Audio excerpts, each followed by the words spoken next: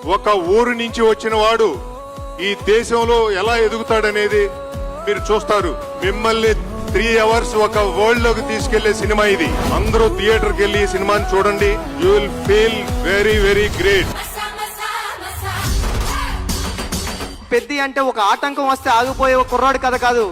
ఎన్ని ఆటంకాలు వచ్చినా ముందుకు సాగే కుర్రాడు కదా. పట్టుదల ఉంటే సాధించలేనిది లేదని. చాలా ఇన్స్పిరేషనల్ స్టోరీ పెద్ది జర్నీ. ఇది మామూలు సబ్జెక్ట్ కాదు. ఇది ఎగిసిపడే ఒక మనిషి కథ కాదు.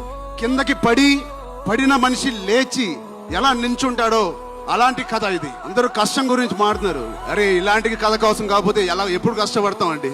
కష్టంతో చేసిన పని కాదు, చాలా ఇష్టంగా ప్రేమతో చేసిన పని. One of the rarest films నాకు మగధీర కనిపించింది, రంగస్థలానికి కనిపించింది, RRR కనిపించింది, మళ్ళీ నాకు పెద్దికి అనిపించింది.